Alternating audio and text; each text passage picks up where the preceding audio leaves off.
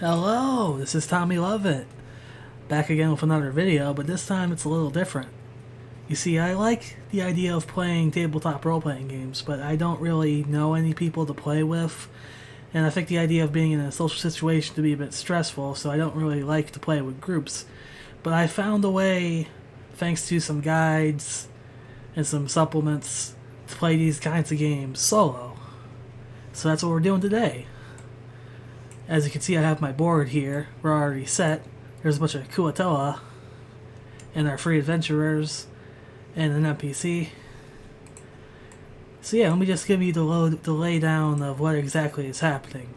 The fantasy world we're using is this one. I went online, found like a generator that randomly generates fantasy worlds, adds points of interest and stuff to it. It's really popped to get us started on the setting. Now I marked the current location we're in, which is, well, we can't see it because the textures are low quality. Actually, scratch that. I could probably fix that. Full size textures. There we go. Meningol. Yeah, Meningol. Okay, it doesn't seem to affect performance too much.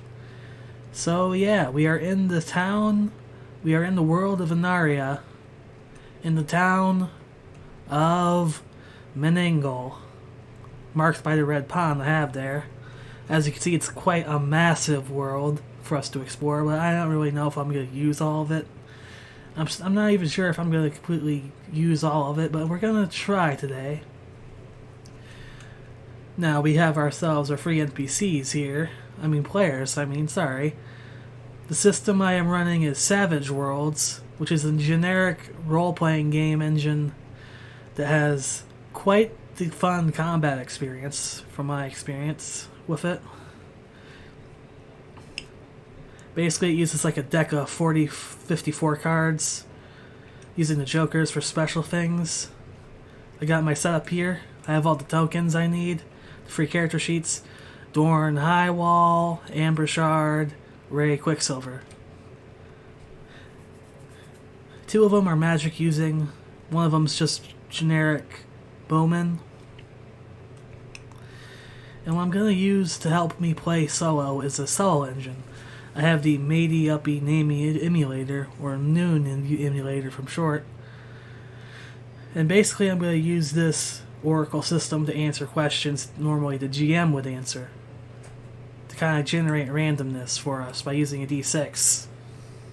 It has a nice intervention type system where new entities and stuff appear if you roll enough 6s.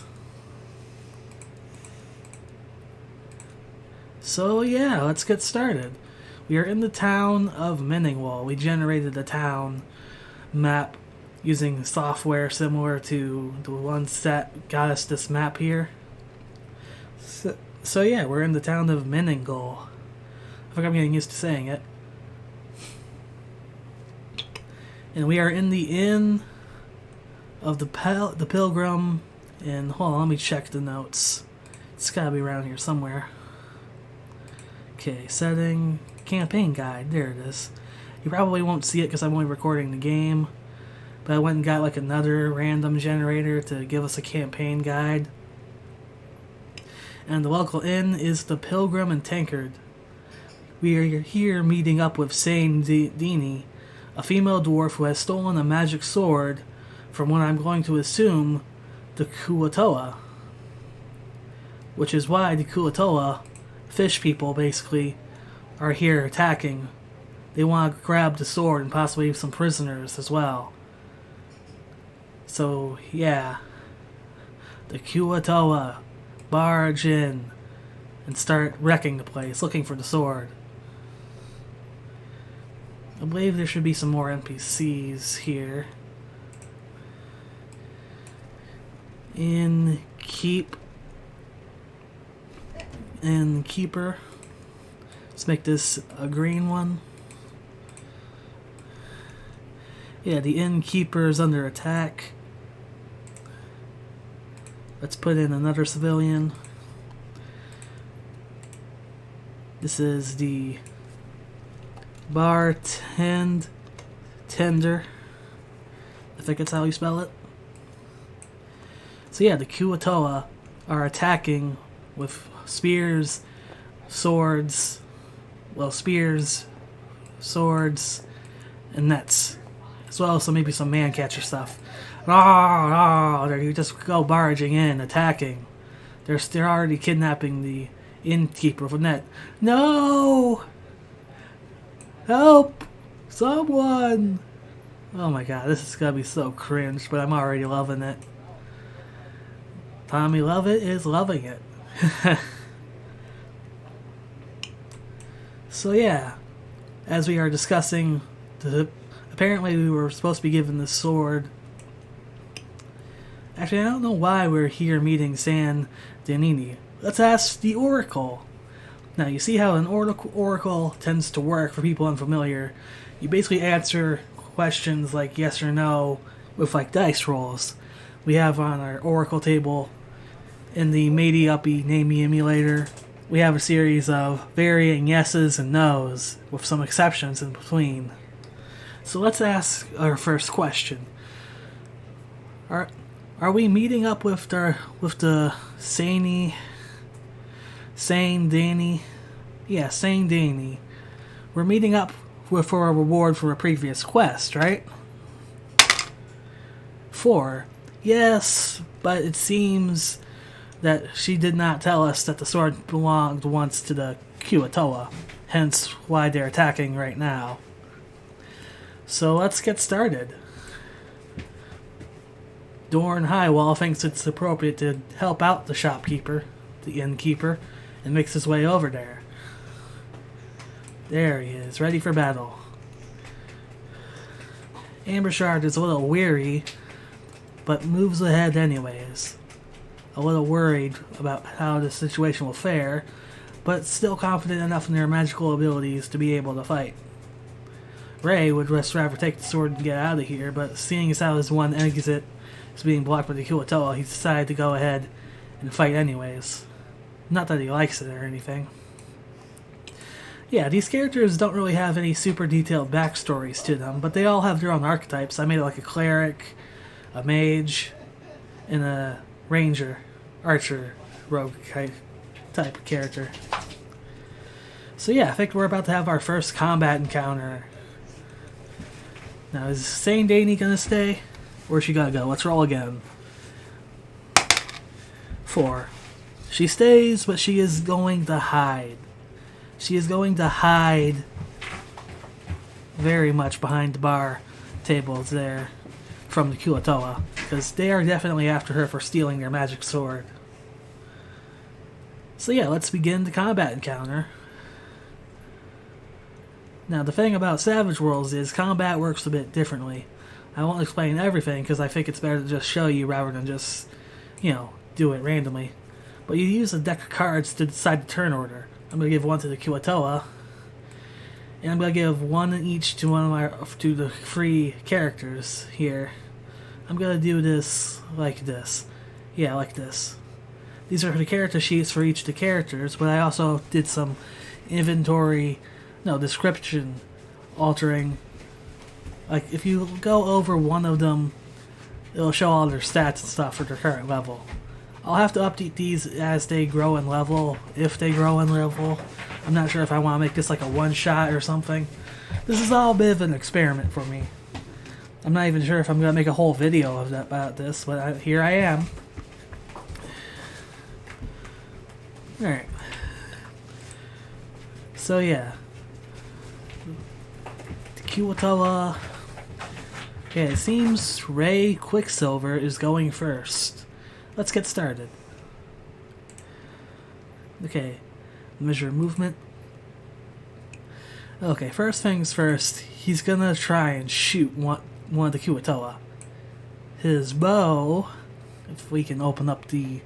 Yeah, his bow has a range of 12 for its minimal, 24 for medium, 48 for long distance. So we're gonna have him shoot his bow at one of the Kuo-toa, which means we're gonna have to roll his shooting die. There's basically a bunch of die it's a die-based stat system, so stats are like D8, D6, D4, etc. But since Ray is a wild card, a PC, he gets to also roll with an extra die called the wild die. This is a lot to explain. Anyways, let's begin the roll. Since we are shooting, we just roll our shooting. Plus, we got a 6 on our wild die, which means it aces. Aces basically means it explodes. You get to roll again and add the total to the original roll. You can even, chain these together, but we only got 4 from our explode, so that's 6, 7, 8, 9, 10. That's definitely enough to shake, and no wait, that's just a shooting roll. The damage is actually 2d6, so we roll 2d6. We don't roll a wild die on every kind of roll, but we mostly do it for trait rolls, or skill rolls, or whatever. Alright. 5, 6, 7, 8. Okay. That's a shake at the very least. You see, the health system in this game works differently than games like D&D. You have like war games style wounds counter. Extras, which are minor enemies and NPCs, have 1 wound before going down, so they just take 1 hit and they're basically dead. Alright. We shot him, and we shook him, making him vulnerable to being wounded. Alright. Assuming that they're going to charge, I'm going to move him back about 6. That's the maximum he can move. His pace is 6, which is 6 inches. They use inches instead of grids in this game, but the grids are like 1 inch big anyway, so it's kind of not really that big a deal. Okay, he moved, he shot. I think his turn's come to an end. Alright. Next, we have Amber Shard, who's our mage. And I think we're going to have to cast Fireball on the weakened Kuakoa. Alright. According to their powers, we could do Bewilderment, Dragon's Breath, or Firebolt. Let's go Firebolt. We just have to roll... We have to roll spellcasting for that. She has a 12 in that skill. Let's grab the nice one. I'm rolling dice physically, by the way. I'm not rolling... You can't see it, there's no dice cam. So you're gonna have to trust me that I'm not fudging all the rolls. But even if I do, who cares? It's just a fun little solo game. What matters is the crazy adventures we can make inside this game. So yeah, a wild die and spellcasting roll. 12 on the 12-sided die. It aces, and then we get 11. That's 22, I think, or 23. Regardless, it's a raise, which is basically 4 above the target number. We have to roll 4. Basically, she gets a bonus.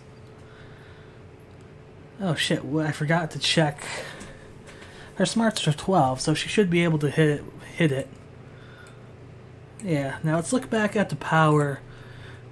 According to this, power points. It costs power points 1, damage 2d6. Okay, so we spend 1 of our power points of Amber Shard's power points to deal.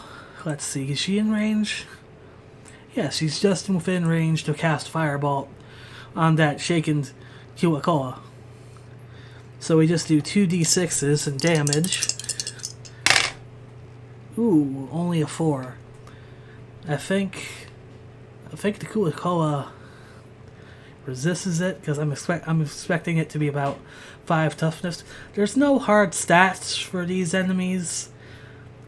I'm just making it up as I go along, which you can do in Savage Worlds pretty easily because everything is a die stat.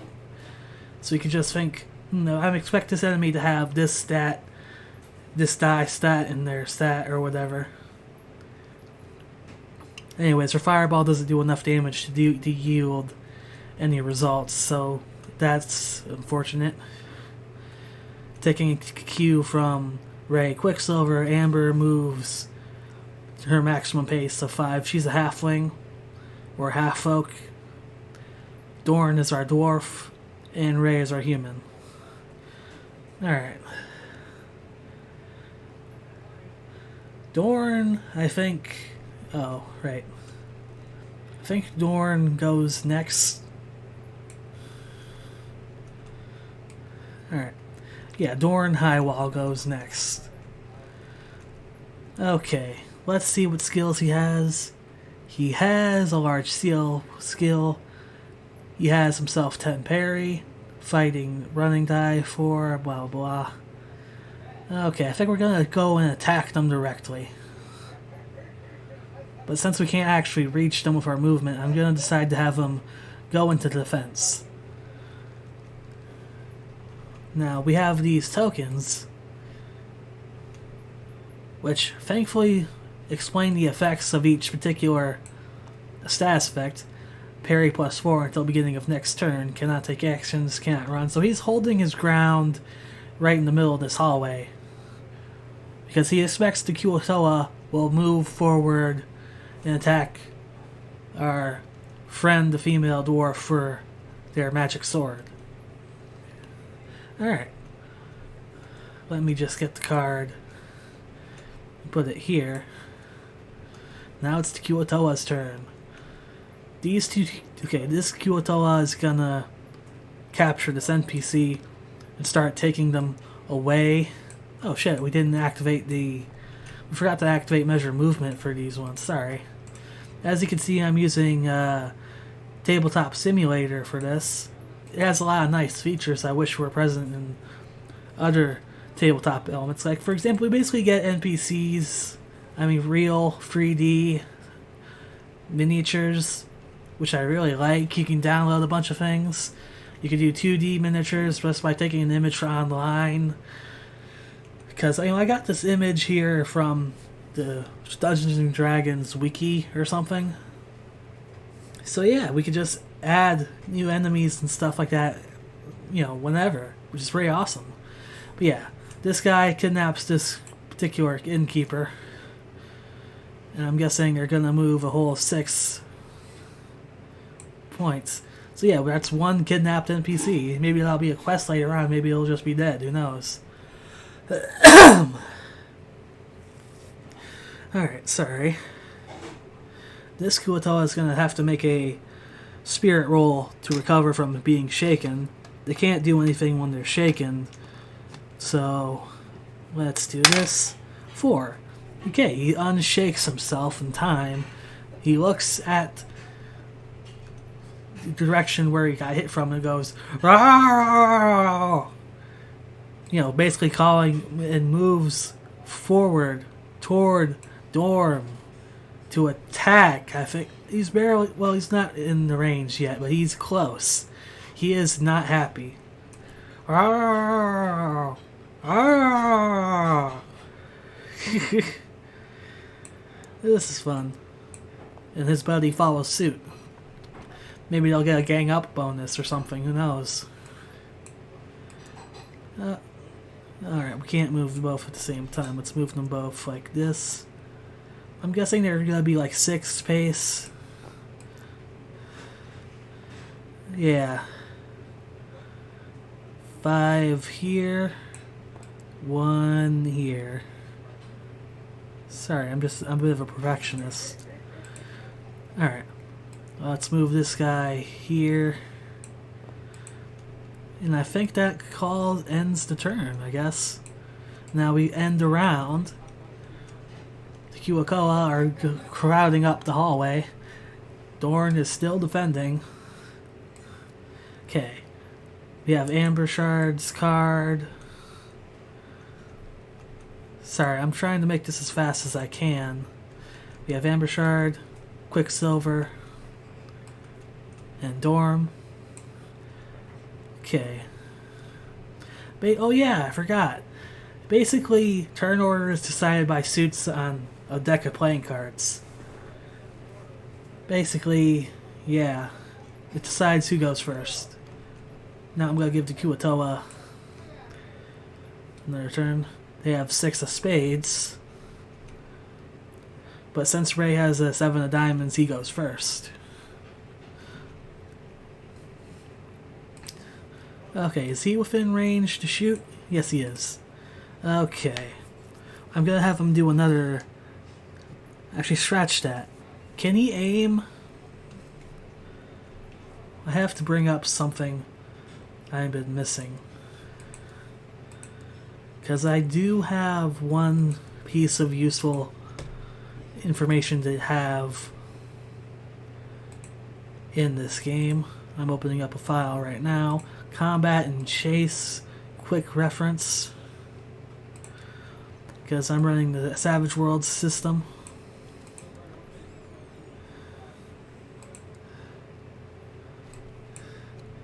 Alright. There we go. So yeah, we have aim. Ignore up to 4 points of ranged attack penalties or gain +2 attack roll if there are no penalties. Character may not move or take our actions. So we're going to have Ray Quicksilver aim this time. So he gets a +2 to hit, which is what we want. He aims at the one Kuatoa right over the head of Dorm. He grabs an arrow, gets pulled back his bow, and he begins to shoot. Where's my D8? There it is. I have 2 D8s here. Alright. Let's grab the wild die. 5, 6, 7. Okay, that's a good one. His bow deals 2d6 damage. So we roll 2d6s. And... okay, 4, 5, 6, 7. That's at least a shake. Shaken basically is like a status effect that makes an enemy vulnerable to being wounded, basically. So yeah, you got a shake going. Alright. Alright. He can't move or do anything else, so that's his turn done. So we put this card back here. Kuatoa are going next. And this guy's going to try and unshake. He's got to roll d6 for it. He gets a 1, so he does not recover. His way is blocked. His retreat is blocked by his fellow brothers. So he's probably just going to stand there helplessly. The other two... let me just move this out of the way. The other Kuatoa, however, again, moving forward to attack. This one does an attack roll.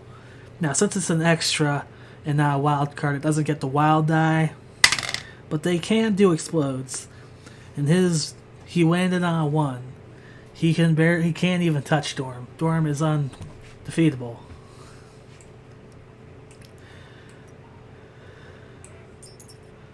There we go. The other one's gonna move in too. He's gonna attack now.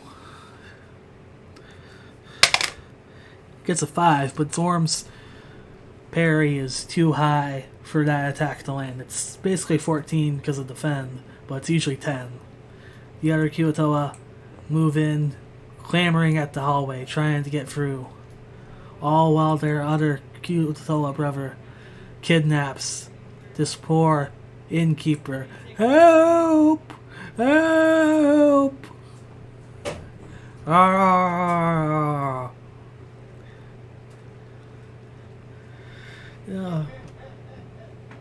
You dastardly fiends! I will not let you go with this... I have no idea what to say. I want to try and give these characters some voices to give them like a little tiny bit of personality. I think I owe them at least that much.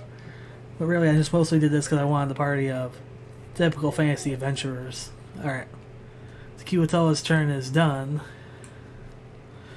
It is now Ambershard's turn. Alright. Ambershard, are you within range to hit this Kuatoa? Yes, she is.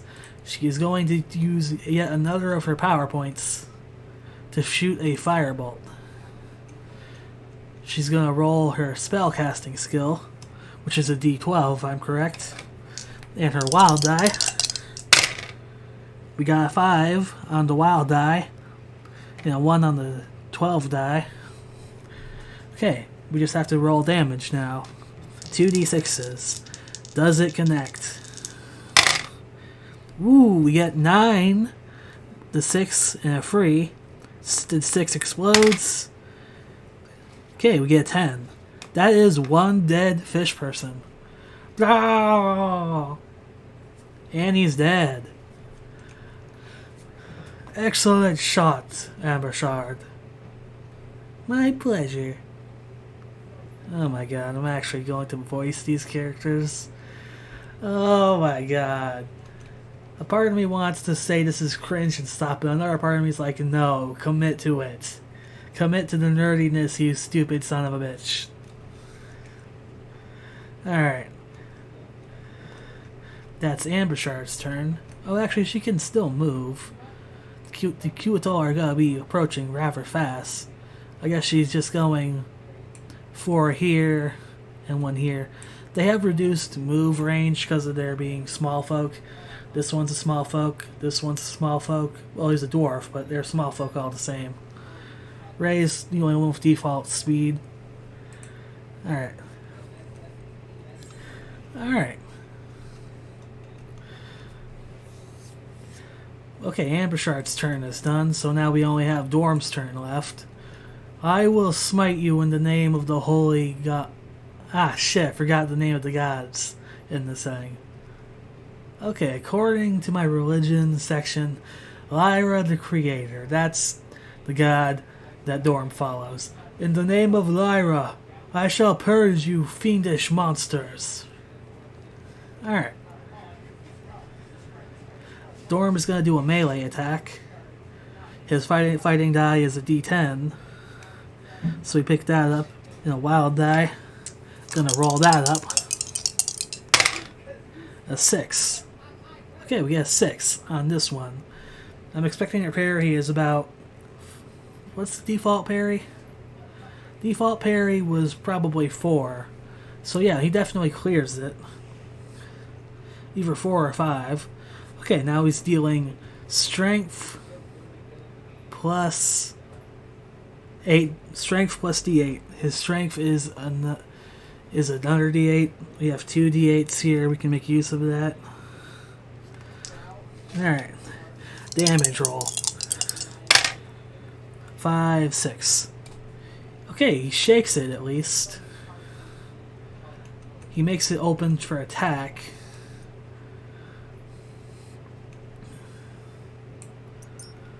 There we go. Come on. There we go. Oh yeah, and defend is no longer active because he's stacked. I think Dorm can still... Well, actually, if he moves, they get a free attack on him, I think. I think it's like that in D&D too, so I guess he's just stuck here now.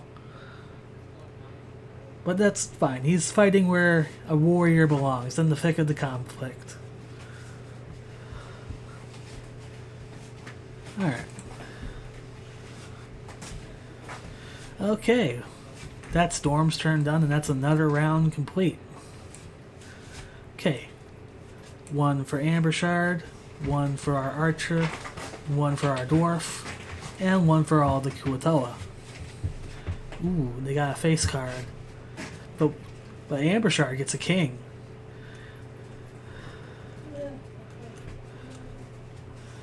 Okay, Ambershard, I'm thinking is gonna spend... Actually, it depends. How much range does she have? I'll allow it. It's just barely in the range of 12. Okay, we're gonna low spend some points for another firebolt. Alright. Do you want out, Zoe? Here you go. Just had to let the dog out of my room. Okay. Actually, scratch it. Just move her up about an inch and she should be fine to hit one of them. Let's have her target the weakened one right there. Use a measuring tool in this game, this tabletop, I guess we're calling it. Okay, she's going to roll with a wild die and her casting die. 4 is usually the... Ooh, we got ourselves an explode on the wild die. Okay, 6, set 11. She gets an 11. That's good. I don't know. Actually, is there like a bonus to that if you get a raise? It doesn't say anything like that in the weapons and attacks, so I guess not. Oh well. Also, the range is her smarts times 2. Oh, so she can actually hit from a much larger distance then. That's awesome. Okay, so we're just rolling our damage. 2d6s. Okay, we get 6 in total. That's enough to kill it. Bah! A firebolt burns the Kuo-toa to the ground. Its ashes are the only thing left of it. Awesome. Let's move this here in case we need it. Yeah! I wanted to do like a voice or something. Actually, I could probably just do a voice right now. That's what you get, you vicious monster. Alright. Let's move this here to the discard pile. Kuo-toa are not happy with their numbers being reduced. They all move in, ganging up on them, getting a +1 for each adjacent member. So that's +2 for all of them. But that shouldn't be enough to deal anything to the high parry of our noble dwarf warrior. Okay. They're all going to be attacking with 6s, so I'm just going to roll 3 6s. None of them land a hit on them. I decided to do it all at once because, you know, that's how I like to do it. Okay. Okay, now it is Dorm's turn. He's going to start attacking. He's going to attack this enemy with his fighting die, which is a d10. A d10. Alright. Let's grab our d10, the wild die, and roll. Ooh. Ooh, he only gets a 4.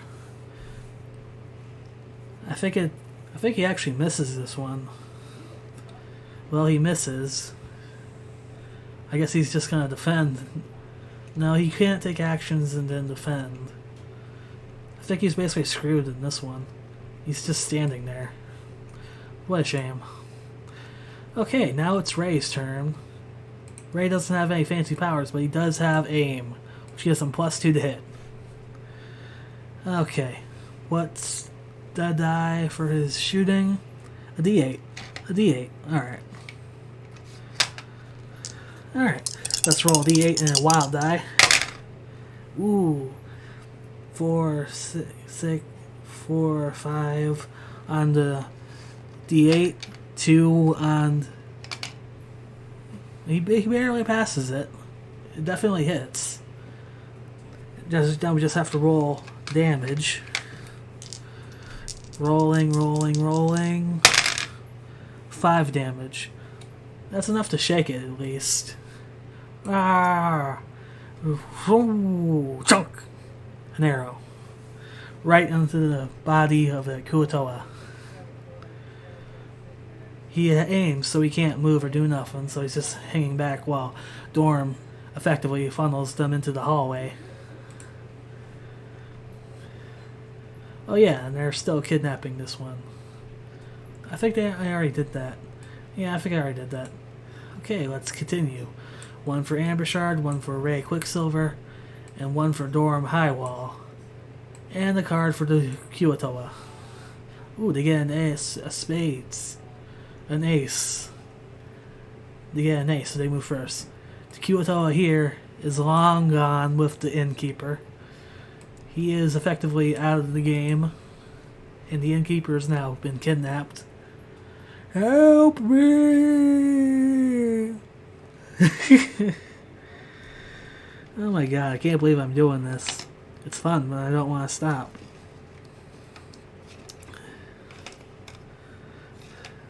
Alright. Alright. The Kiwito will go first, so this guy has a chance to unshake. Let's roll a d6 for that. 2. He is still shaken.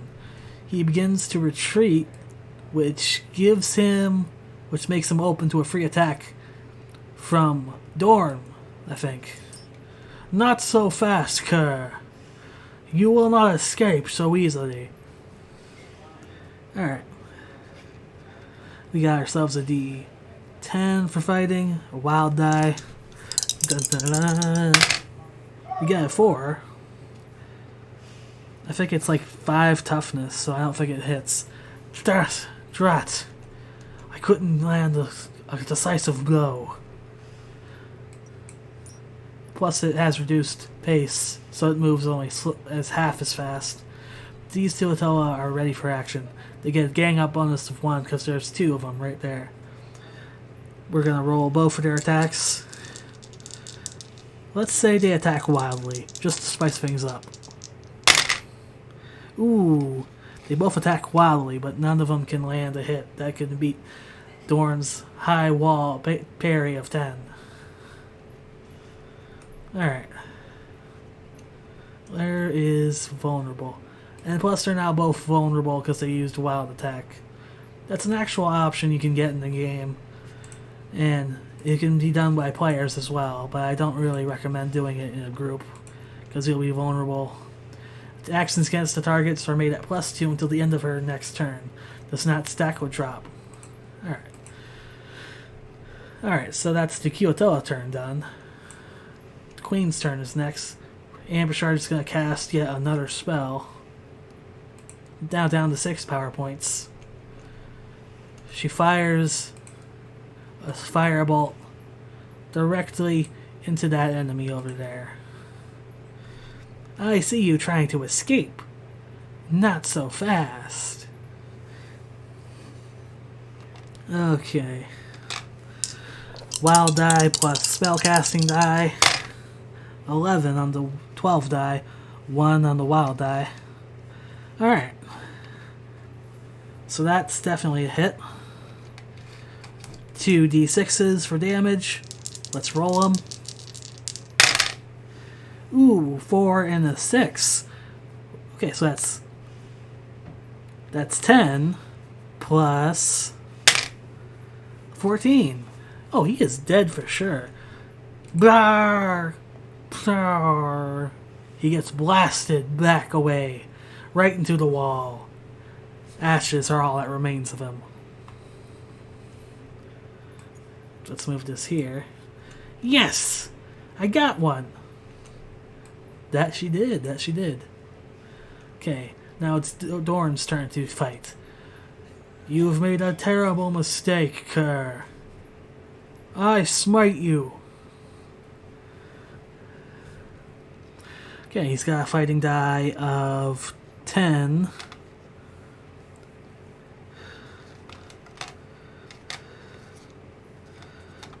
Fighting die of 10. And a wild die. Sorry, I'm just having trouble keeping up. Okay. Okay, 5 plus 2, that's 6, that's 7. That's another shaken enemy. Alright. Dorm is still going to hold his ground fighting these guys. Now it's Ray's turn. He's taking aim. He's aiming again, giving him a +2 to his range. +2 to hit, I mean. I believe his shooting is a D8. Yeah, D8. D8 plus the D8 or the wild die, sorry. The wild die isn't like an additional thing that you stack onto your dice rolls. It's like something you can choose to pick over the other dice roll if it's better or not. So it's like an alternate roll. Ooh, we got a 1 on our D8, but we got a 6 on our wild die. That explodes. Okay, we get a 7. That's good enough. That kills them. Blarg! Kuatoa blood is spilt on the walls of the inn as the arrow finds its mark. One Kuatoa remains. Let's make him do a spirit roll for morale, because I get the feeling at this point he probably would be better off just running. Oh, he resists it. He gets himself an exploding morale roll. Ooh. It seems that he's not only... I'm rolling more sixes, so it's like 2 explodes and a bunch of raises. He is not deterred at all by the current events of this battle. He is way, way too confident in himself and will continue fighting until his death. That's not even a real mechanic, I think. I mean, it might be. I don't know. I just made it up on the spot. So yeah, let's do this. 1 for the Kuatoa, 1 for Ampershard, 1 for Ray, and 1 for Dorm. Oh, ooh, Dorm gets a Joker. Jokers are special in this game because they basically give you a +2 to damage and trait rolls. So Dorm is going to move forward and attack the Kuatoa, who's already going to be at +2, so that's like a +4 to hit at this point. So that's like, okay, where's the D10 and there we go. D10, wild die, let's go. Ooh, we got a 10 on our D10, that explodes. Another 10, that's 20. Oh my gosh, Dorm, calm down. It's only a little Kuatoa. And free. 20 free, +2 damage, that's 25. I smite thee. Yeah! Da!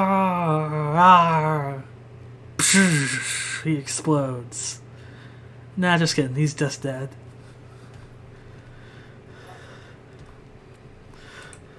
Alright. Well, that was something I didn't expect to see. Jokers in this game are so fun to draw. They're just crazy moments of highs. This game is swingy and crazy, and I love it. Okay, let's shuffle the deck and put it back. We have the aftermath of this bloodshed to worry about. Dorm heads back to make sure to talk to his friend or client. Are they gone? Actually, scratch that. I can roll up a personality for this one. Somehow. There's like other oracles I have that help me generate it. Actually, scratch that. We have a whole way of generating NPCs I can use.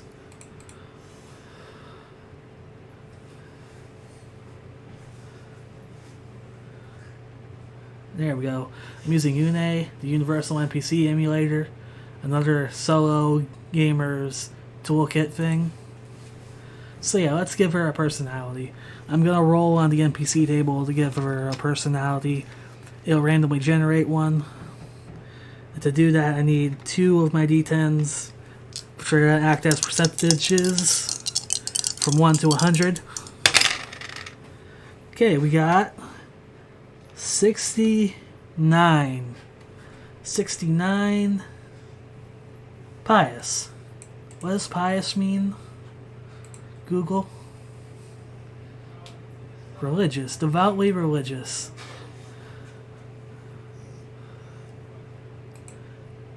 Okay. Okay, so apparently this is a priest.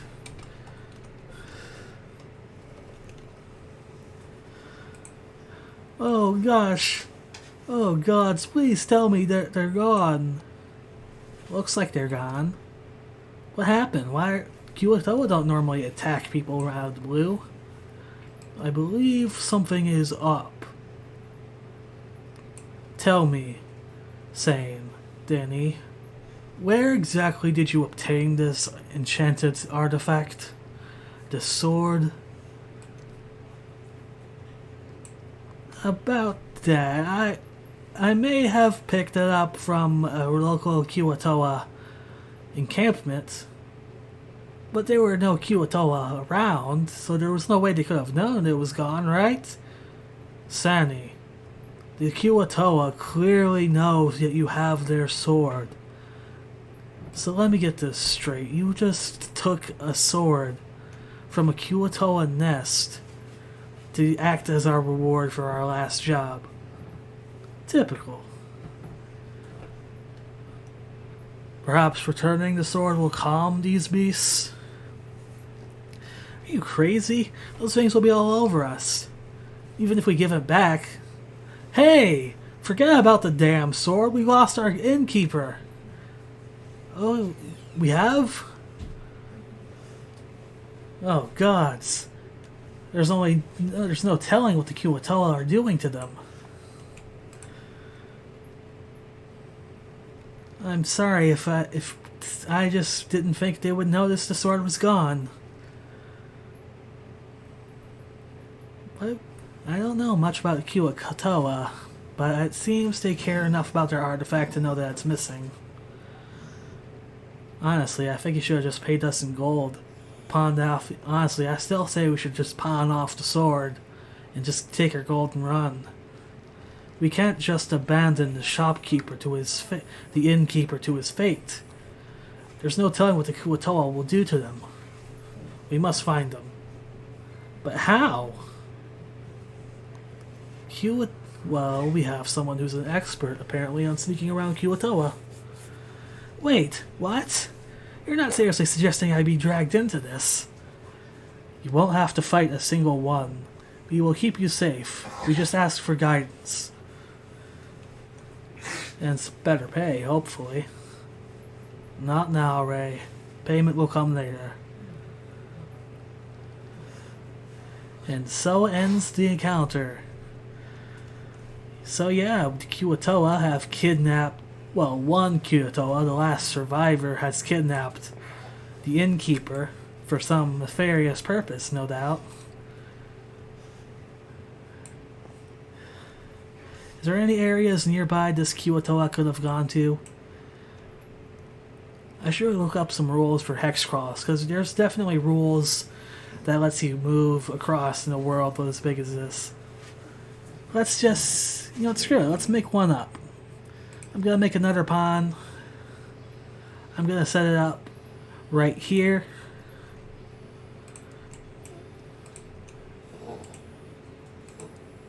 And I'm going to...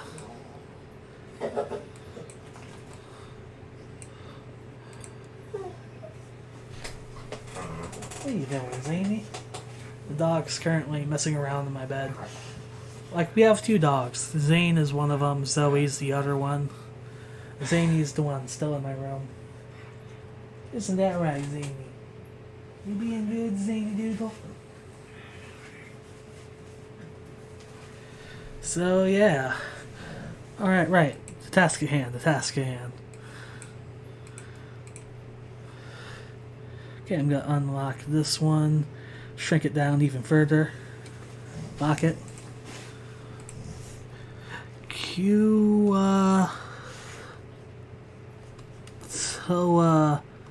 Cave. There we go. Kuatoa Cave is right next to the town.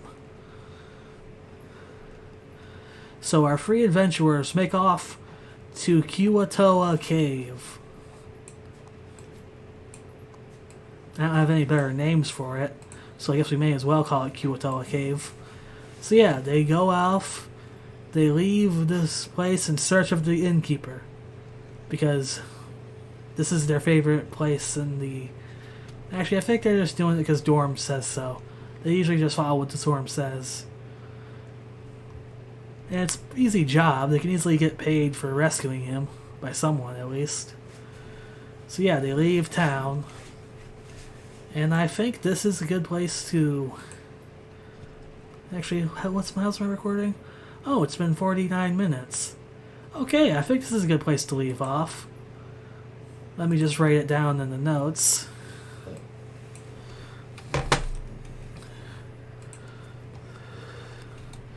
Last save in Keeper from Kuatoa at the local caves. There we go. Alright, I think this is a good place to leave off. I just have to save it. And yeah, this has been Tommy Lovett. Thank you so much for watching or listening or whatever. Thank you so much for watching. Goodbye.